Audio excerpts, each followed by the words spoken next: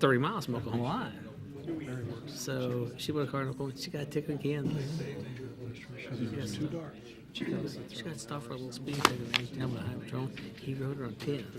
And she was complaining about it. So the police came up and checked and she was over it. But it's legal in Oklahoma. But since she bought a used car, car lived his life in Oklahoma. Yeah. So.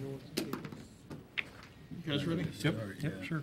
Yeah, I've got papers. All right. Let's call the meeting to order, and we'll begin with a moment of silence, followed by the Pledge of Allegiance.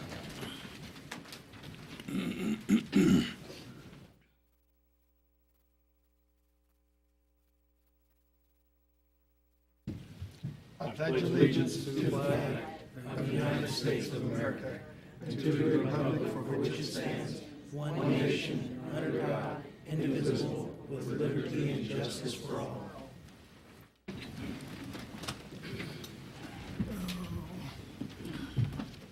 And before we start on public comments, I need to let everybody know that although the city attorney is not sitting here, he is present by phone. And Mr. Waters will be sitting in for Mrs. Logan tonight. Good evening. Good evening. Good evening. Bill? Yeah. Where I get to tell you what the issue is. Yeah, you get to come to the podium, state your name and address, and then tell me what you want. My name is Bill Cook. I live at 321 Redbud Drive in Junction City. I'm actually here to talk about an issue that we believe there's a significant problem with the sewer system in the Garfield, the South Garfield area. Specifically, I'm here to talk about a problem that happened at Selena Vinson, who lives at 938 Garfield. Her basement was flooded or filled with sewer backup 18 inches deep. She had to get a company to come out and have it pumped out just so that we could get into it to clear out the furniture and items that's in it. Just total loss in the basement. And the reason we believe that it is not something associated with just her property is because she hasn't lived in the house since, September? She moved into Spruce Street Estates, and we're trying to get the house ready to put it on the market for sale. So she hasn't been there. She hasn't had to go in and use the facilities in any kind of way, and yet it backs up. Not only that, there have been, just in the time we have been there to help her, on Saturday, we were there trying to help clean out the basement.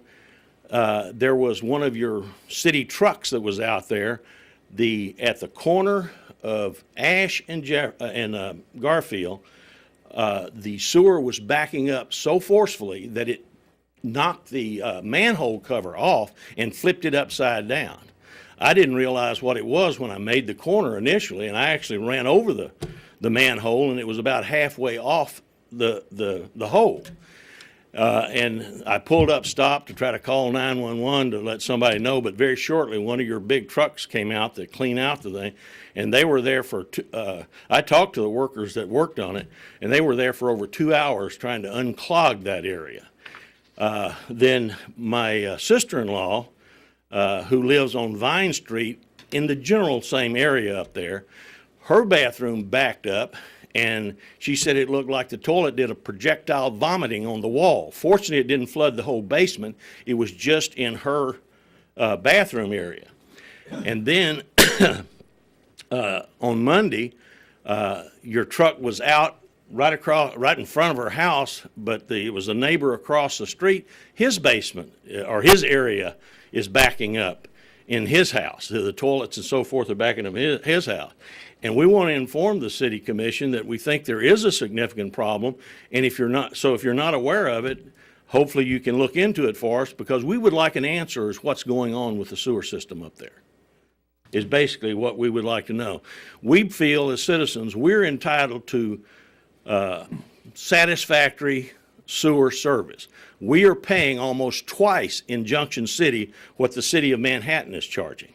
I have a property over there that I pay the sewer bill over there. And what it's costing us here is almost twice what it cost over there. For that, we should be able to get sewer service that's reliable, and we're not getting it right now, especially in her area. Anything else, Selena, y'all would like me to? I just want to add one thing. I called Sandy Prager's, sorry about that. Okay, I'm Carolyn Cook, Bill's wife. And anyway, I called Sandy Prager's office because Selena called the city and said, well, she called her insurance company first, and they said, you have to have a special rider for this to, to be covered. So I called Sandy Prager's office after Selena called the city, and the city said, we're not responsible, so I called Sandy Prager's office and talked to a woman named Karen who handles homeowners. And she said, well, it's different everywhere, but she said, the cities have insurance. And I said, well, the city doesn't know they have insurance. And she said, well, it depends on what it is. She said, I'm not going to say that they cover everything, but she said, they do cover some. You need to, I guess talk to someone that really knows. And I don't know, certainly. But when Selena talked to them, they said, well, someone had told her to ask, get some information to see what all had happened in her area. When she talked to them, they said, you need to tell us exactly what reports you need. Like, who would know what reports? I certainly wouldn't. She doesn't. So anyway, we've got problem. 5 minutes. I see you giving the sign. No. Oh. She's just indicating that she wanted to respond. I just wanted to tell them what the process was. Oh, okay. Okay, the Yes. process here for a sewer backup claim is if they think the city is liable in any way, shape, or form, they are welcome to file a claim. The claim then goes to an independent insurance investigator who interviews staff and the claimant and makes a determination whether the city is at fault or not. I will tell you that at least 90 to 95% of the time, if not higher, that cities are not declared at fault because it had have to be a city employee who caused the backup in the line in order for us to be at fault. Or lack of, if the city, normally, and I've dealt with these in my career, if the city, normally what the insurance adjuster will do is say, what's your records for cleaning? Yes. Have you been in the area? And if we go, we haven't cleaned for 10 years, city's liable. Yeah. I mean, so, Unlikely. and again, I'm not been here long enough to know our cleaning records and everything.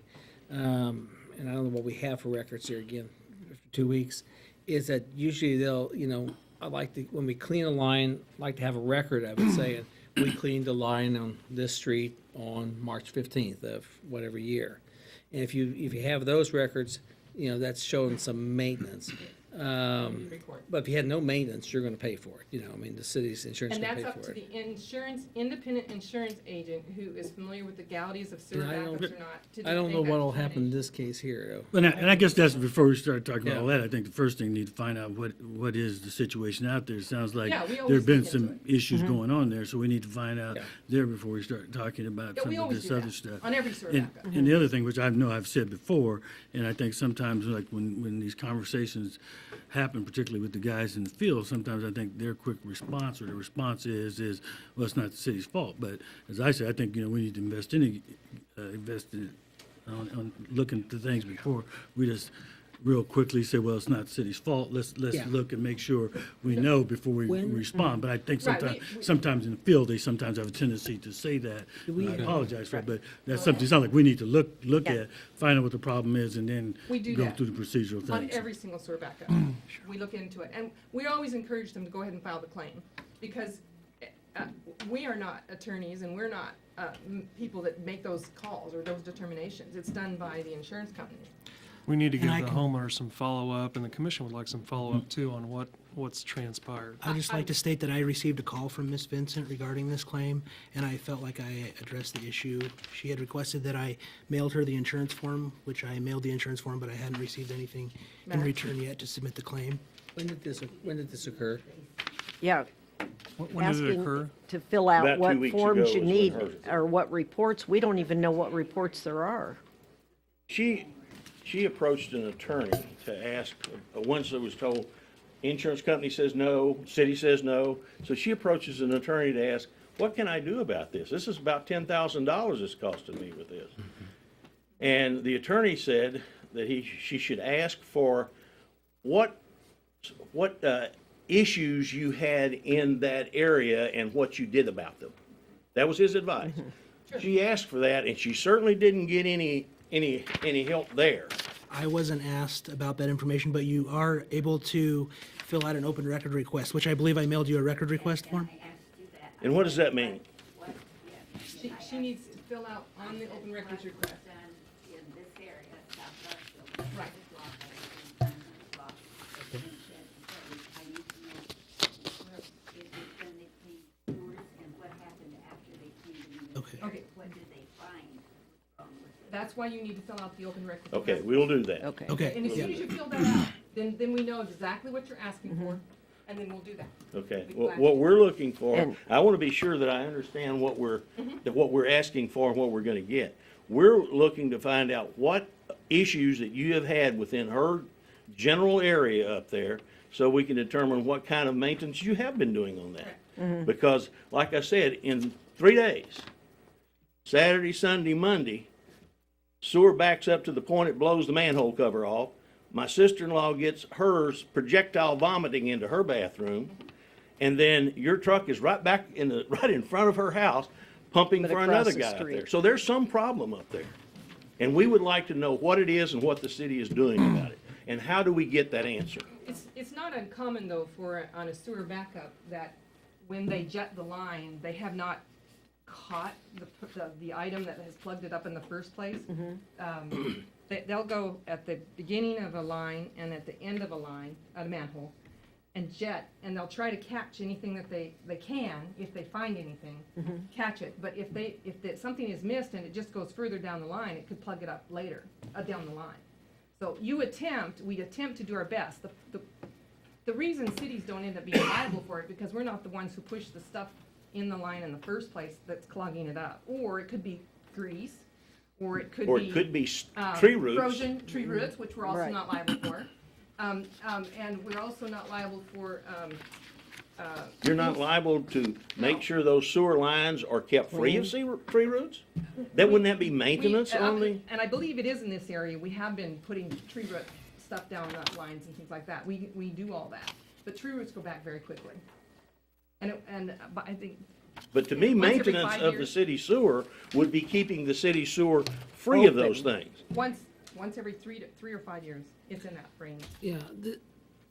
Yeah, I need to have staff look at this, because Okay, again, that's I what, wasn't Yeah. aware and of how this do we here. get a response? Our question is, we I would like to can- know what's wrong up there and what the Was city's this doing. turned over to the insurance company? I haven't We received haven't the claim received the yet. claim. Yeah, because we You wanted, gotta fill it out. we wanted to come tonight and Um, find out if there's specific forms or We sent you- reports we have. sent them to you. I think if you, Yeah.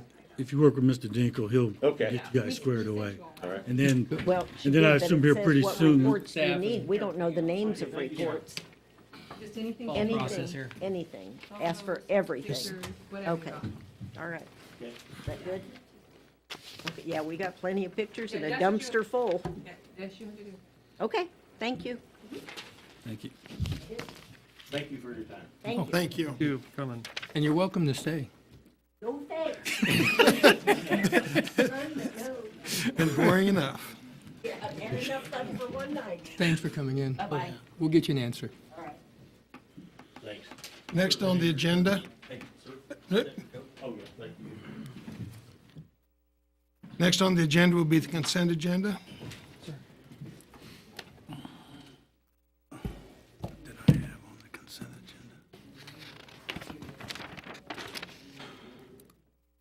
agenda? I'll move to approve the consent agenda as outlined.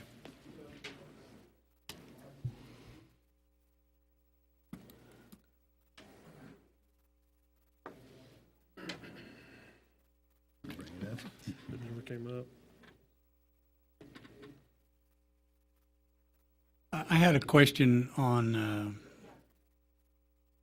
it's actually on page 5, and then elsewhere.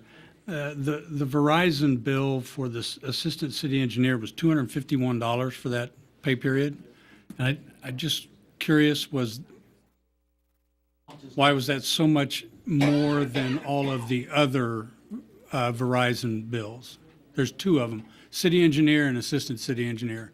One was two something. Phone one was three. replacements. I was gonna say, I Yeah. think it's because he had to Oh, replace his phone. Replace the phone? Yeah, replace the phones. They got an iPhone 6, they were $199 a piece. So, So this phone is a furnished phone. yeah, they're all the phones on that bill are city-owned phones. Then I misunderstood. A year ago, we talked about the Verizon bill where the city was willing to pay for half of a personal. No, the way the policy reads is if you have a smartphone as a city employee, the only way to get a smartphone is to pay for half of the cost of the bill. I think it's $51 a month is what the bill is. So we pay half of that. For example, my smartphone, I pay $23 a pay period. And that's taken out of their paycheck. Right, and it comes out of their paycheck. So you don't see that. The actual equipment itself belongs to the city, so the city pays for it.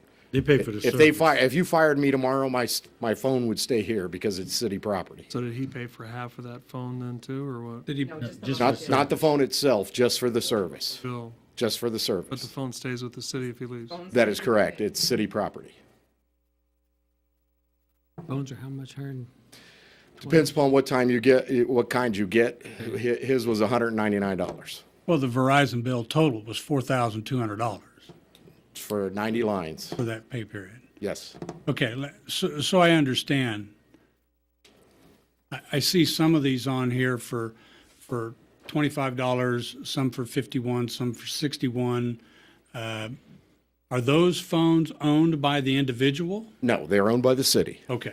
Yes, Okay. they're all the phones associated with those numbers on the phone bill are city property. They belong to the city. Okay. However, the $25 ones are the non-smartphones, and if the person says, "Hey, I want to make personal calls on it," they pay for half of that as well. So they pay for half the 25? Yes, Okay, yes. If they're using that's it what I, for- If they're using it for personal business or for personal calls. And this is in lieu of having radio systems. We don't have a radio system. no, I understand. I just didn't know that we paid for phones. I thought there was a combination between employee and the city. If I purchased a smartphone and used it for city business as well as personal business, that phone bill was split in half. The bill for the actual service is split in half. Okay. But the equipment itself is not. The equipment belongs to the city. Right, because if we did that and an employee had to leave, the city's going to be out money because, hey, I paid for half of that phone, it's mine. So you're going to lose the half that the city paid. Okay. So it's easier just to have the city pay for it and say, no, that belongs to the city. We'll sell it to you if you want it when it go, but it belongs to the city. Okay, clarified, thank you. Yes, sir. I would second the motion on the consent agenda. Have a motion and a second to approve the consent agenda. Is there any further discussion? All in favor, say aye. Aye. Aye. Opposed, same sign. The ayes have it, 5-0. First order of new business will be consideration of a letter requesting assistance with Milford Lake environmental issues. Mr. Rather? Thank you, Mayor Ryan, for getting me on the agenda. I told you I'd be short and sweet, and I will. Commissioners, you have a letter that our city attorney has drafted up. This letter will be going to the state, to the governor, every elected official, to see what we can do about the blue-green algae, to let everybody know public-wise what is being done, or if there is anything that we can do to corral this problem at Milford Lake. So basically, I'm here. I've got the mayor from Clay Center, the mayor from Wakefield, myself, county commissioners of Geary County, county commissioners of Clay County have signed this document. We're wanting your permission to have Mayor Ryan's signature on this so we can get this sent off and maybe get some answers about the problem on Milford Lake. I hope just this letter can get them off center. It already has. We've generated a lot of things over that letter already. So you're hearing some feedback, it kind of stalled there for a while It's- after it got cool out and, well, there's No, ice on the lake. there's now. already some meetings already set. The state knows that this letter, we've been trying to do this letter for a year, so Lonnie Clark, which just got reelected, and he's been working with us, so we really didn't want to send the letter out before the election, so now we have all the new officials, so actually, the letter is going to, there's a list, it probably isn't on your, It isn't. but it's from the governor, EPA, Mosier with the Kansas Department of Health and Environment, all of our elected officials in our area and in Clay. That's right. So everybody will get this letter. This letter is going to go out tomorrow. I know the Wichita paper is very interested in it, so I think we'll get a lot of input on it, and maybe we can find out what's going on at Milford Lake. And is it any different than any other lake around? I guess that's. There is some, I promised the mayor I wouldn't get into a whole bunch of talking about it. I do All right. know a little bit about it, but I move to approve the letter for the environmental issues for Milford Lake as described. I'll second. I have a motion and a second to approve signing the letter from Milford. Is there any further discussion? All in favor, say aye. Aye. Opposed, same sign. The ayes have it, 5-0. Good luck. thank you. Thank you.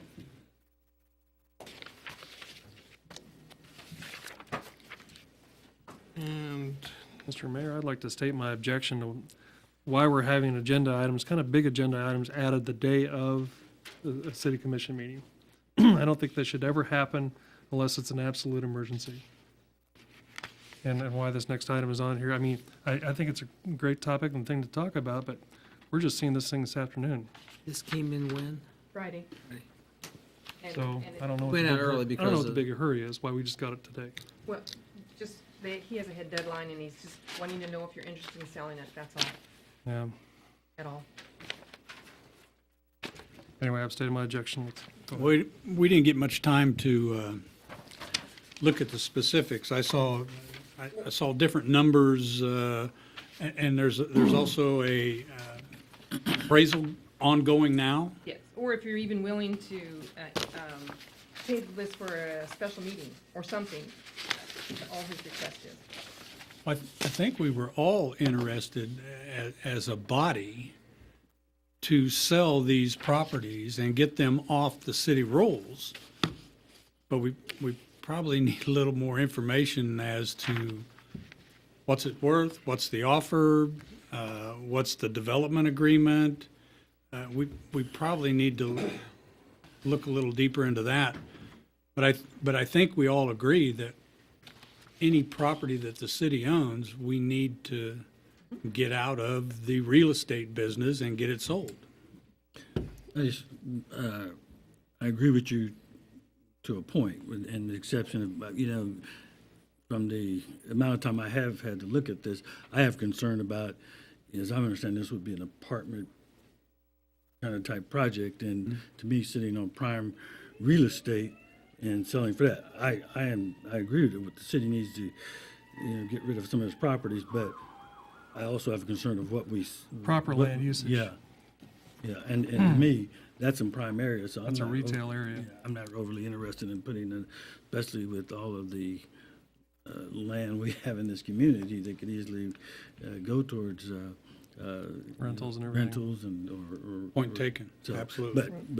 But for the most part, I'm in agreement with you, with the exception, I just think before we sell it, we need to make sure that it's for proper use, and I would have some concern over turning that property into me some prime commercial property into an apartment complex type thing. That's my two on it. anytime that we're moving property and considering changing the zoning of that property, we really need to have consideration of the planning commission. And we also have an advisory board in the EDC to do the preliminary study of these proposals. And when we get in a hurry, just because something comes up, we're liable to do something that is going to look bad on us for years to come. And I'm not excited about doing this in a hurry. You know, this needs to go through proper channels. And that's the first step, to see if you're even interested. Yes, we're definitely interested in selling property, but we need to have input from EDC. The reason, Mayor, the reason I put it on here in the first place is because I told him, I don't even know if you'd be interested in this type of use of that property. So it was, okay, let's see if the commission's even interested in any shape or form. I said, I can't read your minds. I don't know what you're interested in. This has been on the market for 4 years with no takers, not even an offer. And so it's like, okay, all I can do is ask. And that's why it's on the agenda tonight. If you're not interested, then you need to say so. If you're interested, then we would start moving this forward. Whatever process you want. I have a little bit different take on this because what I read is draft a development agreement, which means we provide a direction for the city to go in. And it will still go through zoning, it'll still go through the city staff. But the staff, what I'm catching right now is provide us a direction. Are we interested to look into this? Or are we just going to kill it right from the beginning? That's what I received, that's the way I read it, and you can correct me if I'm wrong. That's exactly what I was asking. Okay. Are you even interested? Because if you're not interested, then he can look elsewhere. Has the EDC been approached on this? No, because we just got this question Friday. He's been trying to negotiate with other land the entire month of January, and it fell through. His secondary option that he would like to explore is 10th and Washington. And I said, I don't know. I don't know if the city commissioners are interested in that type of use of that property. I need to ask. He came in on Friday. Yes, it came in on Friday. So the question was, can I put this on the agenda after talking with Alan and the mayor? And they said, yeah, we can see if they're interested. That's it. Well, That's all I'm asking. that's a question. I'm not interested in an apartment complex on primary commercial property. That's where I'm at with it, just based upon what I have here, so, which I don't think is enough information, but. Yeah, Mr. Hassenflue is here. Yes.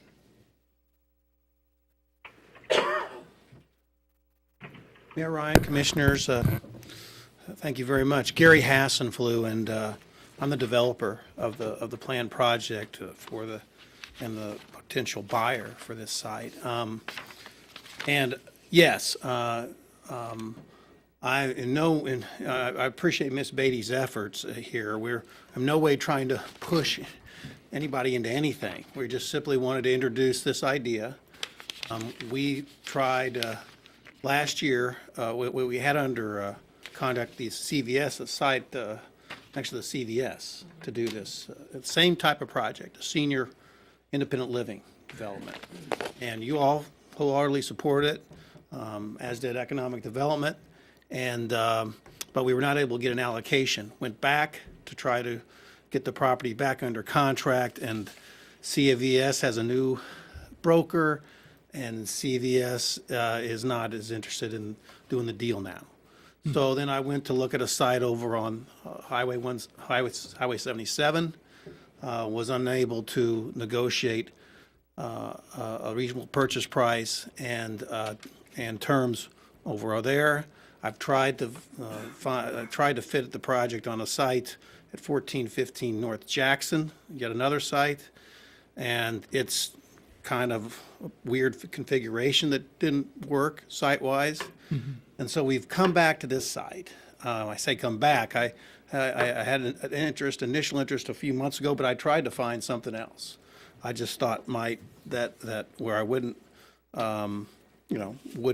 maybe have to come to the city with such a request. But we're almost down to just this site.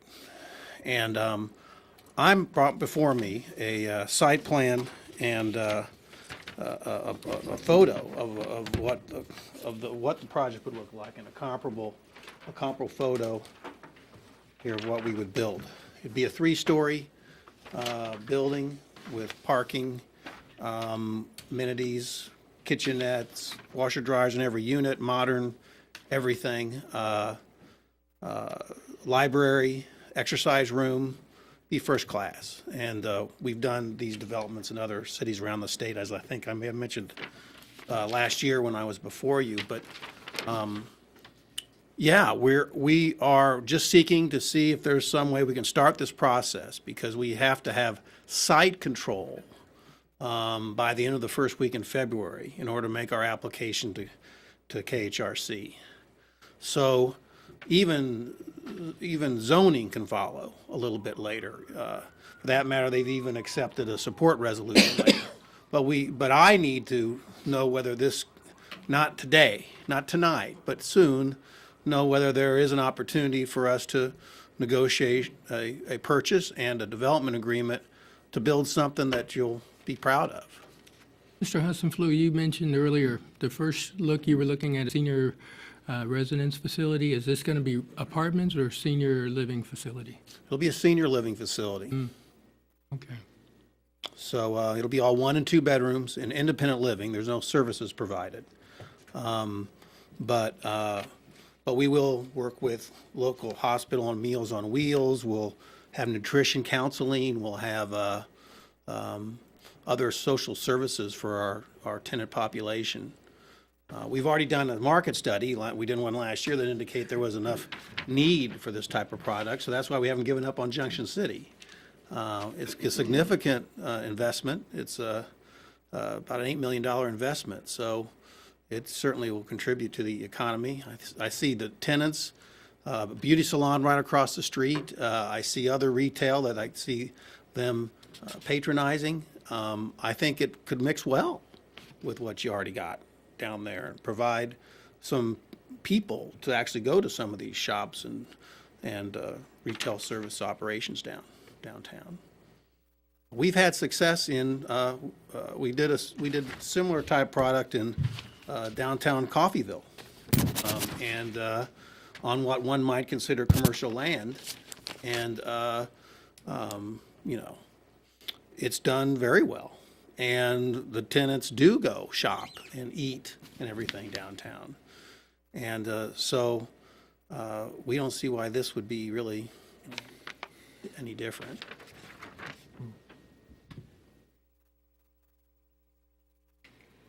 Well, I think some of the reluctance is we just spent 2 days in Overland Park discussing this very issue of economic development and doing residential mixed in with commercial or right next door, how that economic development planning goes over a span of time.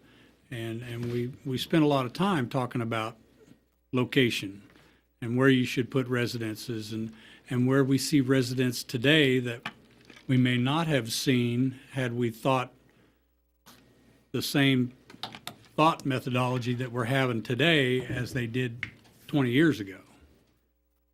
So there is a little question there, and I don't know if the EDC has had a chance to. Have you been able to talk to our economic development No, folks? we know, as was discussed, we just, as early as Thursday, decided we wanted to pursue this site and immediately got the communication over per Ms. Beatty's request. I immediately informed Tom Wagon that what was going on. Are there other sites other than this one, other than a downtown site that you're looking at? Not anymore. Okay. The one fell through, and that was the only one you were There are looking at? there are two fell through out of negotiation, and a third that fell through out of inappropriate configuration for an adequate design. Okay. It's not uncommon to see the mixed use in downtown now. Downtowns. Mr. Wygant. I'd just like to add a couple of things. known of Gary for some time, years, and some of his developments in the Kansas City, Missouri area have been very successful. But in speaking to your concerns about this, there's two ways of looking at it.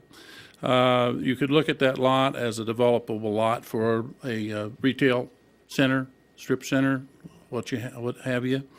You could look at it as another car lot, used car lot, which I really wouldn't recommend.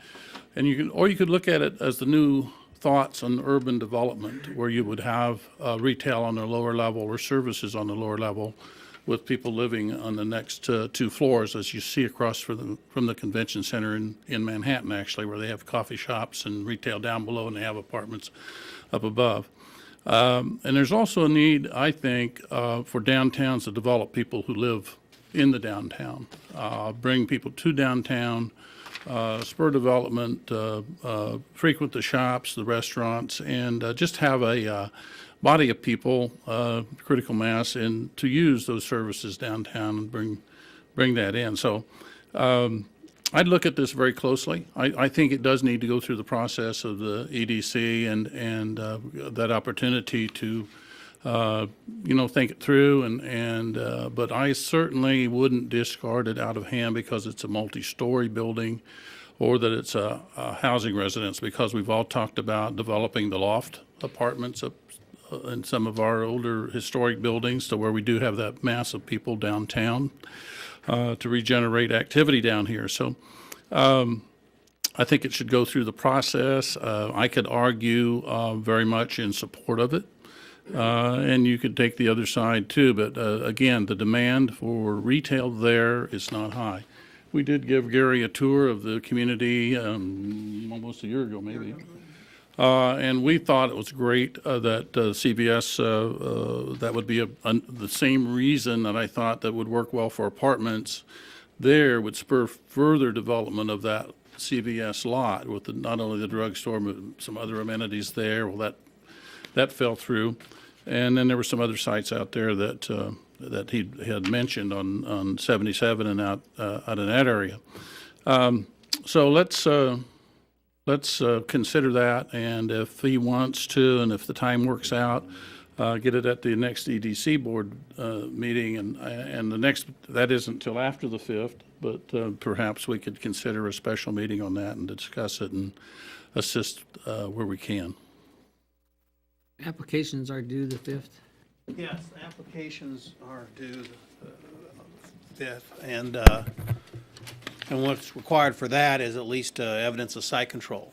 So through either a contract, a purchase, or an option, that's what we'd need. Now, as long as we started the rezoning process, they'll accept that, and if we don't have the rezoning completely done. So they'll still review it otherwise. Rezoning is going to take 60 days.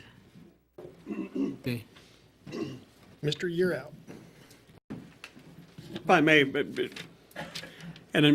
Mr. Hasenblum sent me an email on the 3rd of this month indicating interest and actually had submitted the idea regarding the property on the south side of Ash Street between Sandusky and Southwind. That was included in the properties that were discussed a year ago.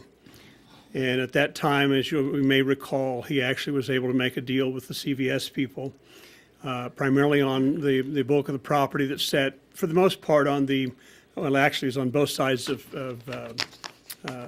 Spruce Street, but it's essentially right north of Franklin. And at that time, he submitted his application. The city did provide a resolution of support for that application to the Kansas Housing Resources Council for the tax credit grant, which was unsuccessful. But the city also rezoned that property and replatted that property, primarily for the development that was proposed. It's unfortunate that he's not able to make a deal at that location again with the landowner. But in the August or in the January 3rd email, he had indicated that he was pursuing the property on south of Ash Street, and that as a backup was going to be the property at 10th and Washington. And he was told, and that email I responded on the 6th of January said that not only We were aware of the property on Ash Street, and we talked about it a year ago, and even the new comprehensive plan envisioned that kind of a use there. With respect to the property at 10th and Washington, he was informed, yeah, there's a whole lot of things that are going to have to be done to make that doable. To me, the question tonight is not about ultimately what he wants to do, because that still needs to be vetted through the process. The question is simply, do you want to pursue the idea of allowing or entering into some kind of a contract with the possibility of him purchasing the property with the full understanding he's going to have to pursue everything beyond that, because his critical time is February 5th, in which he's got to get the application submitted to the Kansas Housing Resources Council. And failing to make that deadline, and I think February 5th is the deadline in which it's got to be there, then it's essentially probably another year wait. Correct. So that's all he's asking for. And I think it's inappropriate not only for too much discussion about the content of what he might propose, including comments by anybody in the audience of substantive with respect to that, because those are issues that need to be vetted out through the official legal process we go through on the rezoning and everything else. And to do that now is premature and could be viewed as potentially prejudicial to the process, and I don't think that's appropriate. But I do think the only question before the commission should be, do you want to pursue with the idea potentially by as late as the February 3rd meeting, having the idea of entertaining some kind of an agreement on selling the land if all the details can be worked out between now and then. That's it. Don't get into discussion about anything else, because I think it's way too I premature. do have one question. I think that's appropriate to this here. In looking at that, and again, just being brought up to stuff on today a little bit, you'd be requesting vacation of an alley also? Correct. And that's going to cause a lot of issues from a city standpoint, because what's underneath that alley? And there's a sewer line underneath there. We did find that out today. There's a sewer. Yeah, there's a sewer line underneath there. So until we talk to our staff, I'd have some real concerns of that, because alleys are there for a reason, and how would we route that sewer line? I don't know where it comes from. I don't know where it goes. I mean, One option would be to reroute, the other one would be to reconfigure the building. And there's myriad of questions and details, I think, that that's a have to be question I worked would have out. from a city standpoint, because Which I think- alleys are there for a reason. Which I think brings up the point which you initially bring, whatever is appropriate or inappropriate, that's not my expertise. But what is when stuff is just dropped on us and it's made to seem like we need to be giving some types of approval, I have a problem with that. So it needs to be presented to us in a better fashion than the way lately some things have been dropped on us. Yes, and I'm irritated, in case you can't tell. I don't Not disagree. asking for decisions tonight, other than, are you interested? That's all we're asking. To me, the question should simply be, does the commission desire staff to invest the time necessary to try to put together not only some type of a potential contract, but also an outline within the development issues that might be relative to this, with the idea that would be on the agenda on the 3rd, which would be the fastest that we think that would be appropriate and give 2 weeks to vet this, and also give him the opportunity to determine whether this is worth pursuing as well. I think it's an interesting concept of people living downtown and utilizing the stores and resources that are down there. I have concerns too about how, we're short time in this. But I wouldn't have any problem with referring this to the EDC and let them work through the process and then see what happens by the next meeting. I wouldn't have a problem with that. I think there's still a lot of questions to be answered. The sewer thing, we took down a street light there 2 years ago, right? The 10th of Washington. Stoplight. We took that out. Oh, So okay. is that gonna have to be replaced if we're gonna have residents living there to have safe passage across that street? There's another expense, right? So, There's a ton of issues that need to be answered. Right. understood, When you would look at the full. understood. And The other thing that popped up to me today was off-street parking, and I mean, just all those issues I've dealt with in the Well, past. another reason to have a real street light there, or stoplight, so. Yeah, this is David Waters. I'll just interject briefly. I don't know who had said it, but I agree with the comments that, matters of, the planning and zoning, that types of thing is probably, I think, premature on this. You don't want to get in a position of having prejudged an application or, agreed on that. But so I do tend to agree with the comments about, is this something that you want to pursue as far in terms of a contract or an offer goes that might have built in, of course, certain due diligence or zoning periods, but it would seem to me that it is premature for at least this commission to start entertaining, site plan reviews and such like that. If a rezoning is indeed going to be necessary, that would need to go through the public process. Just don't know if there's enough time to do all these steps before February 5th. I don't see it happening. Zoning's not gonna happen. That's not what we're asking. So We can't get through it. maybe the key issue is So here. if he's got to lock up the property by the 5th, right? He has to have a signed contract on the property, yes or no? He needs to have some kind of an option or something, an agreement with, and David, this is Dave Yearout, Planning and Zoning Director. That's what he's after. The substance and details that are going to be part of ultimately a development agreement, and the development agreement may simply say that we're good to let you pursue this subject to, and we're not committing that we're going to approve subsequent rezones and everything else to do this. That's still on him. But all Mr. Hasselflug, I think, is really after tonight is some indication of whether or not the commission is willing to offer or to consider putting together some kind of an offer to purchase the property. And the full details of that, we're not going to know tonight. Yeah, and I agree. That sounds fine. This is David Waters again. I think that sounds fine to me. Again, from a procedural perspective. And we realize it's a short time period. We realize there's a lot of questions that are out there that we can't answer tonight, and we may not have the right answers you want to hear by the time we get to this issue on the 3rd. That may we're not simply saying that you're going to commit to actually enter an agreement. We're just saying, do we want us to invest, staff to invest the time to put That part of the that question was together? answered 2 seconds ago when you answered in the initial part of the conversation. Yes, we're interested in still in real estate, but then we get into all this other stuff that which is the way it's presented, is like we need to be having some discussion on it. That's the part that irritates me. I agree, because the question's been answered a long time ago in terms of the property, whether we're interested in selling it or not. Do you have to, Mr. Hasselflug, from the city, and again, some of my past experience, I've dealt with these. So by the 5th of, your drop dead date is February the 5th. You have to have at that time, you have to have, first of all, a support resolution? No, You don't need a support resolution from the city? no, it'd be preferable, but if that's rushing it, that could be postponed, and I can explain that to KHRC. Okay, so what do you actually would need from the city by the February the 5th if you were to move forward with this application? An option to consider. An option? An option to purchase with contingencies, to address your concern. We'd be undertaking it knowing that the zoning, we'll attempt to get the zoning done in time, but if we can't, then all parties walk if we can't, or if we attempt and we fail. Because it's 60 Now, days. I'm spending significant dollars to get this in, but I'll take that chance. And hopefully over the next couple of weeks, I can start to feel good about it, and maybe you can too, and we can maybe find a way to get a good feel for it before an application's made. But I really would be excited about doing something like this in this community, and just hope in the end we could find a way for it to physically work, both the site, the configuration, all the issues, so everybody can be happy. Mr. Hasselflug, at the end of the day, it's going to come down to, yes, you fit the mold, or no, you don't fit the mold. I don't have a problem with city staff looking into it.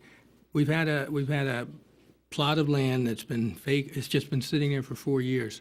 We're not interested in being real estate brokers, but there has to be a plan developed. If the city staff, without breaking their butts, can make this happen by next commission meeting, to find those questions and answers. Does zoning fit? Will this fit the sewerage, the streets, the reconfiguration? But I think our staff should have, and the EDC and the Chamber of Commerce should have an opportunity to go forward and look at this and see, will it fit or will it not fit? And if it doesn't, we know and we can provide you that answer. And Commissioner Sands, with all due respect, I don't think you're going to get that answer by the next meeting. I know we won't. To me, the sum and substance is simply, can we put together terms of an agreement with respect to price and conditions so that he's able to secure and able to include in his application to the state, I have control of the site, subject to subsequent approvals, and And the idea would be, in my mind anyway, that even if we entered into a purchase contract, the contingency is going to be that it's still going to be subject to full site plan approval and rezoning. And the idea that the city commission has signed off on the sale of the property is not an automatic guarantee that the plan is going to get ultimately approved. But what it sounds like, right? So, I mean, there's some of that stuff you just don't know. The only question really should be, do you want to pursue trying to come together with a sale on the property now? And it actually sounds like it's more probable that it won't get done by the 5th of February than it is likely. Well, I think it's possible to get some decision with respect to either, we can enter into some kind of a contract with Mr. Hasenflu to sell the property, or no, we can't by then. Right. With respect to the content of the actual development, that's a whole different story.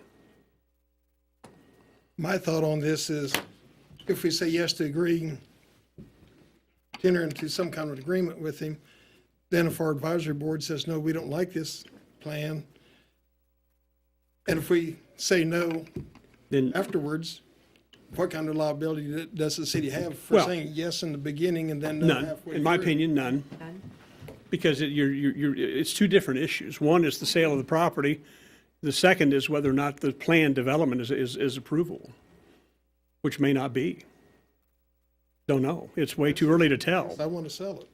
So, but to me, the only issue is whether or not to pursue the idea of entering into contract to sell the land. So a motion would be to ask city staff to develop a planned development agreement with Mr. Hasenflu for his project, contingent upon approval by the MPC and the EDC and final approval by the city commission. Tons of contingencies with respect to what might ultimately require if the development happened, because there may be other things that come out. We're talking vacation of an alley, possible relocation of utilities, a whole bunch of other things that would come into play. Possible reinstallation of streetlights. I mean, there's intersection signalization. So there's all kinds of things like that were way too early to say. But my verbiage was correct. Yes, it's basically terms on which we would sell the land, not necessarily committing the city to an irrevocable position with respect to how ultimate development might happen, until it's gone through the process. Commissioner Landis, in all due respect, my only thing I would put in there is, and again, I'm learning the landscape here a little bit, and with what's been said in recent weeks with different things, I would prefer, if we're going to move forward, I would contact Tom and we would at least attempt to address the EDC, because what I don't want to get into is if there is an issue there, they're saying, no, we don't want to do this. That's why I said with input from the EDC and Yeah, the MPC. I mean, I would want that even before, because I'm fine with that. I would not want the city to go, we want to do it, and somehow you committed the city to do it, and if you have a desire, and I'm kidding, again, I'm learning all the landscape here, not to be in a situation where you said yes, and they're going, we really don't like the idea, and here's why, and at least in this next 2 weeks, and I think we can make this happen. I mean, we'll give them the opportunity to make it happen. I think that's what my desire would be, to give them the opportunity to make it happen, to at least get a review of it as such. And I feel more comfortable with it because I don't want to create any more dirt than I have to. And I would concur with Mr. Dinkle with respect to within this time frame, we could get the EDC to have an opportunity to weigh in on the concept. But the ability for them to respond in an advisory capacity versus what the planning committee, two different things. Two different things completely. And I totally concur that I don't like added agenda items in my career. But in fact, we need, they have to be, somebody has to be dead probably before I go for them. So I totally agree with that. And we'll work on that. But we also need to get set on our date that as of Wednesday noon or Thursday noon or whatever day it is, Wednesday would probably be a good day, is that's it. I mean, occasionally there's an emergency bill to pay or something like that, I get it. But, yeah. A lot of these things like this, seem like it's been happening a little bit lately. Okay. That's got to stop. And I understand. So to take a stab at your motion, I'm going to make a motion that staff move forward regarding the potential sale of city-owned property at 10th and Washington and bring those findings back to us the next city commission meeting. Contingent upon. With those contingencies identified. Okay, second? We have a motion and a second. Is there any further discussion? All in favor, say aye. Aye. Opposed, same sign. The ayes have it, 5-0. Next order of business will be request for city participation for hangar remodel for a city-owned hangar. About 3 years ago, Lifestar had requested the city to do some mold remediation and/or reconstruction of the building to better accommodate their services. At the time, the city was during fiscal crisis, and we indicated that the city had no funding whatsoever to enter into any kind of mutual upgrade of the facilities. The request was at the same then as it is now, was to place a modular unit at the first request in between the two hangars that sit right behind the hangar that we own and the hangar behind it, because there used to be a modular unit there. The Airport Advisory Board did not like that idea, and so the secondary location was to then put it immediately north of the hangar that we own. And as you see, it says the area that's the add-on, where the car is sitting in this photo. It would be sitting basically right where that car is at. And in your packet, there was a map drawing the layout. So the Airport Advisory Board was okay with that. With that type of deal, the first step, in order for us to even, before we brought it to you on this case, the question was, would this be allowed according to the zoning code? And the zoning, went before the Planning and Zoning Commission, and they recommended that this be allowed, and you'll hear that next. If we move forward with this part of the agenda, then the special use permit could be granted by you. To allow this to happen. And the Planning and Zoning Commission did not weigh on in location. They thought that was 100% your decision, and it was not relevant to their special use permit allowance. They were just saying that it would be allowed on the airport as a commercial use. So they're asking for a modular unit to be placed just north of the hangar, and they're asking the city to do some renovations on the interior of the hangar to take out what is the living quarters and office space out, and then reconstruct the wall. And in some of these photos, you can see, if you're looking on the hangar floor where the helicopter is housed, I've marked on some of these where the new wall area would go, and it ties into the beam up above. And then the area west of that all goes away, that and the mezzanine.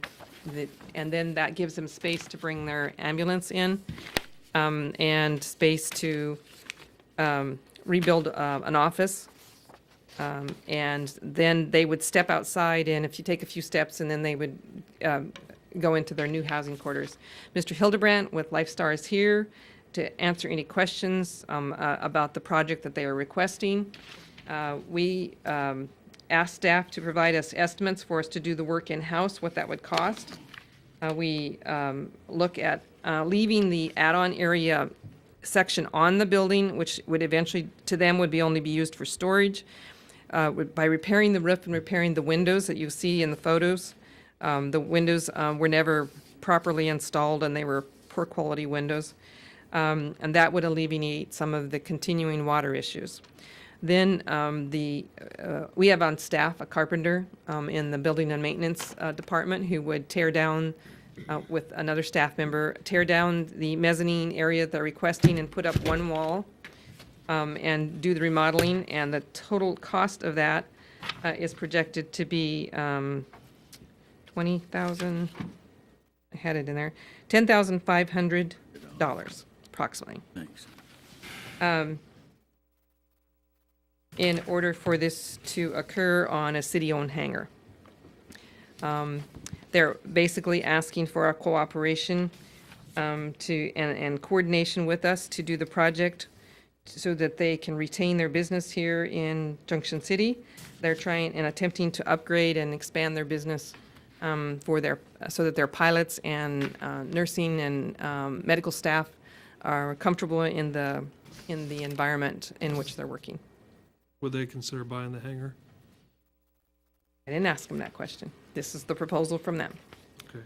You can ask Mr. Hildebrand yourself. I only even present what I've been asked to present. Then you can do whatever you want with it. That's the only hangar we own, correct? Yes. That would go opposite of the direction in which I would recommend. I'm a strong believer that you should own all the hangars out there, so, because if you ever want to make the airport self-sufficient, you should own all the hangars and lease them all, in order for you to make the airport self-sufficient financially. My understanding is the reason why we're entering into this discussion to begin with was because of a mold issue. Can the mold issue be mitigated? We have already spent about $2,400 to do a mold remediation a little over a year ago. Yeah, it's a little over a year ago. And in their opinion, it hasn't worked that well for the mold remediation, and there's ongoing mold issues out there. It's a very, I don't know how many of you have been out to it, but Cecil was out there today. It's a very confined space with not good airflow in it. So to get good airflow in the space would take a significant amount of investment. The question I asked was who built it, which we don't know. I mean, and that's part of the problem, just from my limited construction knowledge. You know, just like the windows, it's probably going to continue to be a problem because there's no kind of overhang to help, ward off anything. It's just, in that roof, it's just Poorly constructed. Yeah. But it is beyond a mold issue, because if you've seen these little bedrooms or three little rooms, they're really tiny rooms. And what they're really trying to do is do a total upgrade for living space for their staff. This is Just a total upgrade. Is it not? Yeah, but they work 12-hour shifts. Like a fire 24-hour station. shifts. Like fire department. It's temporary. 24-hour quarters. shifts, and they're in a very cramped space. Plus, they're asking for the renovation so that they can have the space to park their ambulance in all within their one building, one facility, and they're out of storage space. So they need to expand. They're asking for us to participate in helping them do that. And they're making the financial commitment as well. Yes. Yeah, that's my question. Who's paying for this double wide, and how many rooms is it? What's the size? They are. So, You're getting beyond what I can answer, so I'm going to have Mr. Hildebrand bring that. He gave you a picture, and in the proposal in your packet, it's 60 by 28 is what you're. Yes, 60 by 28. Yeah. And the mold issue, the city worked to remediate it a couple of years ago. We've tried a few times too. We know it's not successful because when it starts raining, the black stuff starts growing on the walls. And we don't think that's salad that's growing on the walls. But it can be mitigated, and it must be mitigated if there's going to be people in that area to begin with, right? My understanding is the only way to really mitigate this, because of the construction, the cinder block walls, my understanding is the only way to really mitigate it is to tear it down, to tear down that addition and get rid of it. What I'm suggesting is we don't really care what's done with those rooms. It would be nice if we had them for storage, but my initial proposal was just to seal the rooms off so they wouldn't be accessible. We certainly don't want people sleeping in them. Now, we've had that mold tested. It's not a mold that'll make you sick, but it will aggravate conditions like asthma or respiratory issues. It's just not something that's compatible with sleeping. And so, I think Ms. Beatty's proposal is to spend like $5,000 to replace the roof and the windows and try to at least fix the water problem. Whether it fixes the mold issue or not during extended periods of rain. I really question whether it will. I don't know, I'm not an expert. But, we don't really care. We're not planning on using those rooms. What we want to do is we want to move all the people functions out into this modular facility, which we'll buy and be responsible for. And then the only thing we'll use the hangar for is what it was originally intended for, which is to be a hangar. With the exception of there's 2 restrooms in there, one that was in there originally and one that we built when we added a safe room because there's really no safe place during storms out at the airport. We did that at our expense. So those would be retained, and then a small office area by one of the bathrooms we would retain as an office and storage area. But the rest of it would just be opened back up to be a hangar again.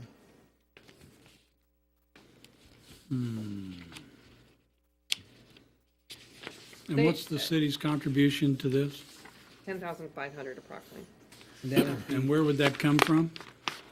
You can take it out of one of 2 places, and I was suggesting out of the Economic Development Fund for economic development for retention of the business, but you also have money on general fund under grant funds. There's 40,000 there that was designated for doing the gatherings on the Prairie project, but that was canceled. And I would also say the city's asking us to extend the lease by another 5 years, which would take it to 2022. Same rate?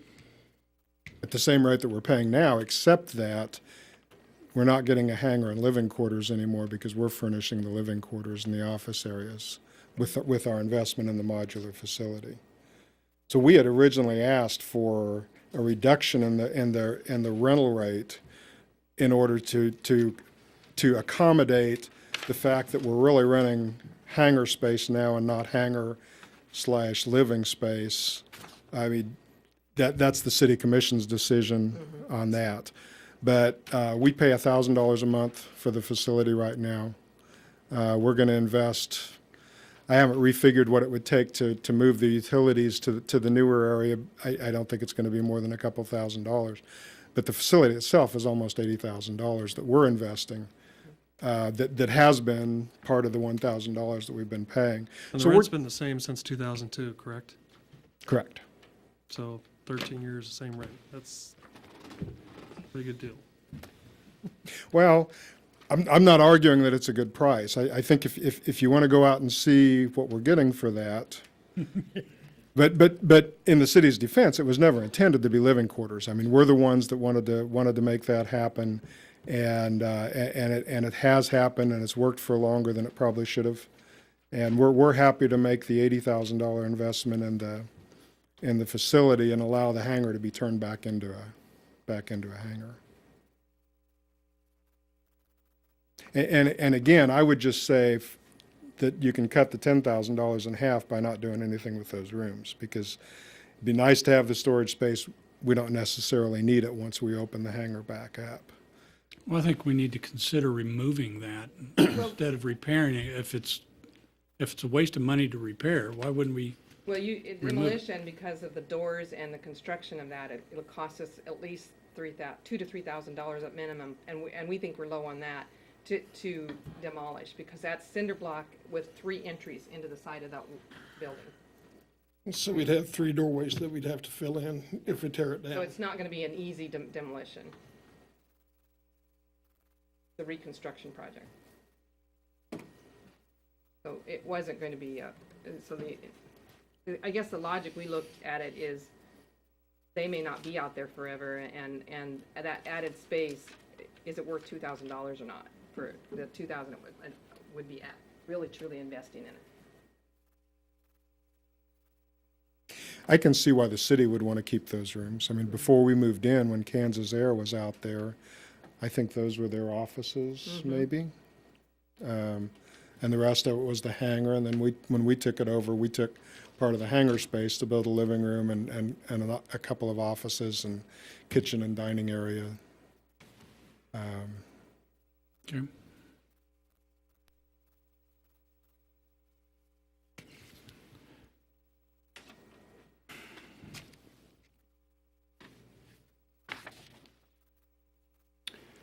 I look at it, if it's the hangar's the same size building, so we're not, I haven't been out there. I mean, the hangars I go to aren't that hangar, so I don't know this hangar that well. So it's cinder blocked in that addition that we have out there? The addition is cinder block. Okay, so it's gonna stay a hangar of the same size, same square footage, whether we use it or not. The addition is about 300 square foot. The building itself is about 3,000 square feet, Okay. the hangar itself. And I saw your option 1 and option 2, and those options were about $300 apart. And that one talked about demolition. A cinder block wall was pretty sturdy. The two options need to be, you got the option to remodel or reconfigure the existing hangar, and then the second option only has to do with the add-on, the Yeah, are we 300 gonna square repair foot the building. add-on or not? And one is to repair it at a $5,000 cost or to tear it down. But if you tear it down, you gotta block up 3 doorways. Or just walk away from it and shut the door and don't worry about it and, let things happen, which Which is not probably a good Probably idea. not, yeah. Because No, then you're that- really gonna have mold issues. Closing the doors and walking away from it, you're just gonna have a science experiment in there. We have not seen the mold migrate from, it's the two southerly bedrooms that are the worst with it. We haven't seen that migrate into the other areas, and I'm not convinced that it will, because once you open up the hangar, then all of a sudden you've got air circulation in there that you don't have right now. It's a very confined space as yeah. it is now, with very little air circulation. I'd like to see us try to fix it. I mean, fix the problem instead of just ignoring it, hoping it goes away. So, yeah, I mean, it's a couple grand, but I think it's worth the investment. Which is option 2, right? no, option 1 and 2. 1 and 2. Yeah, one is just the reconfiguring the main building. Option 2 addresses the 300 square foot add-on. Or, We would like to see them both done. Staff would. So are we gonna demolish the current living and sleeping area and construct a wall in the kitchen area?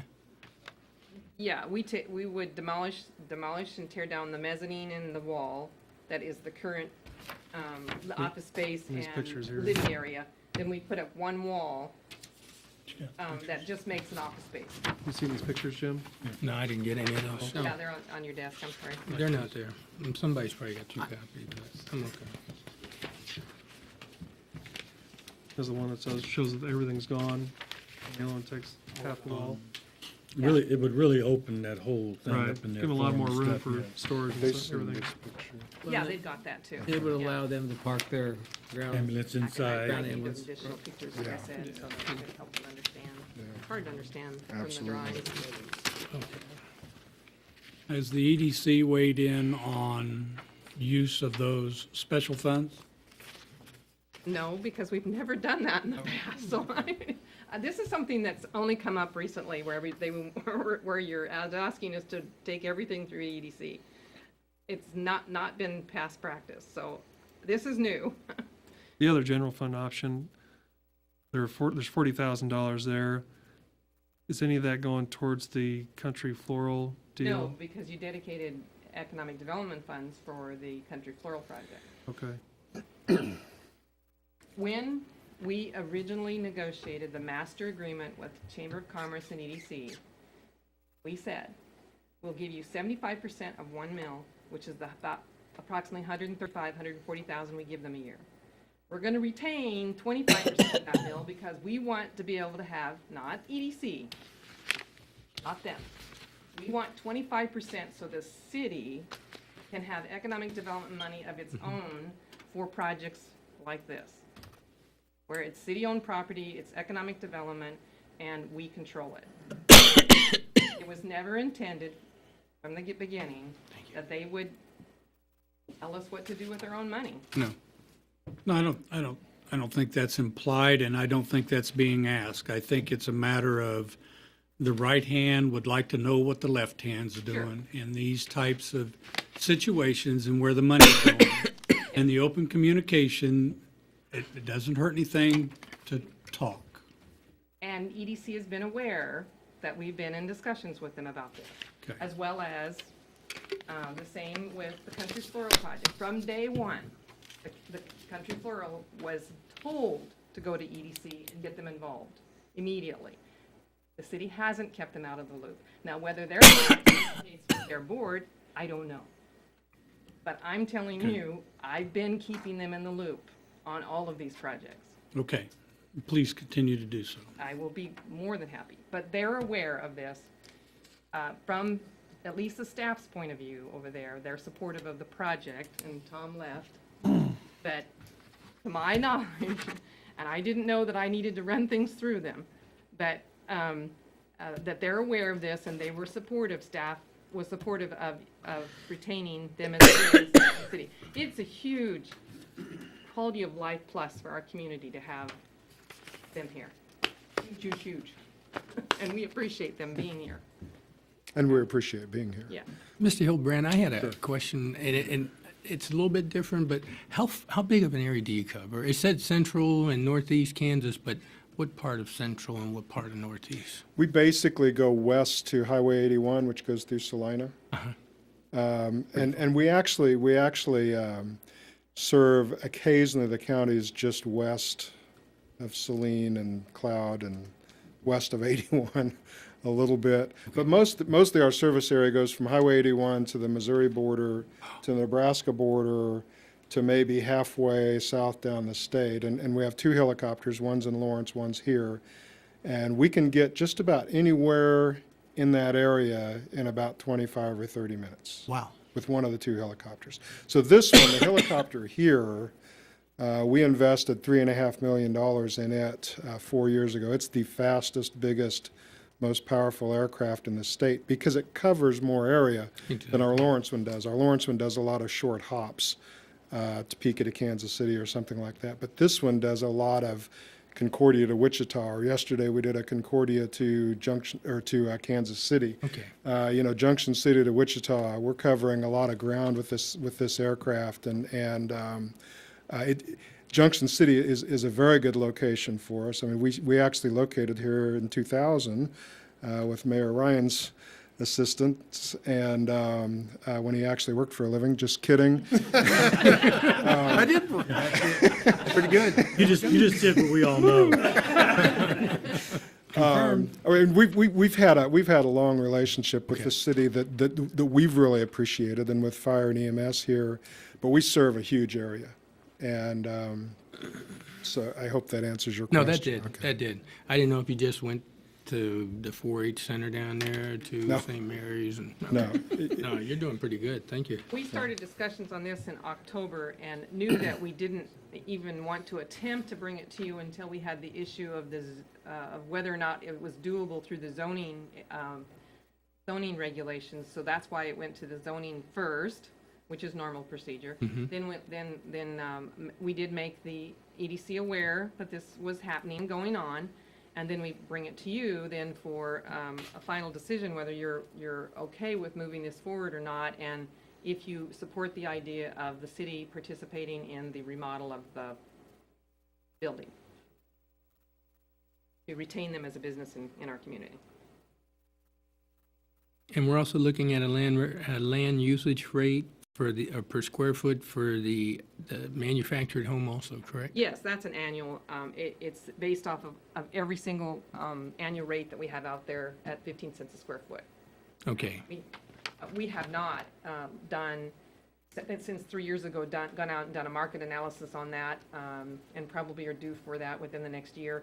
But it's based on a current rate that we charge all the other hangars and/or land leases for the tenants at the airport.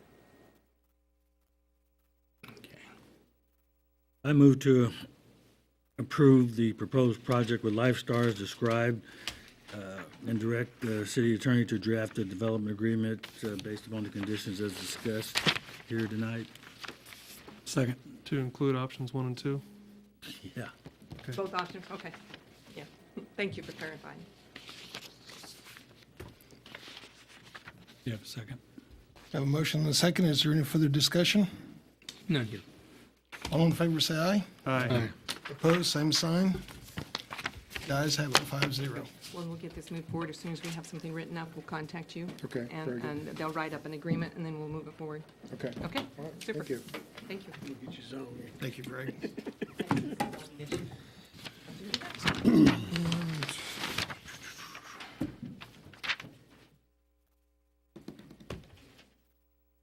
So now this will be case SUP 110114 for a special use permit to allow the placement of a double-wide manufactured home at Freeman Field to serve as living quarters for livestock.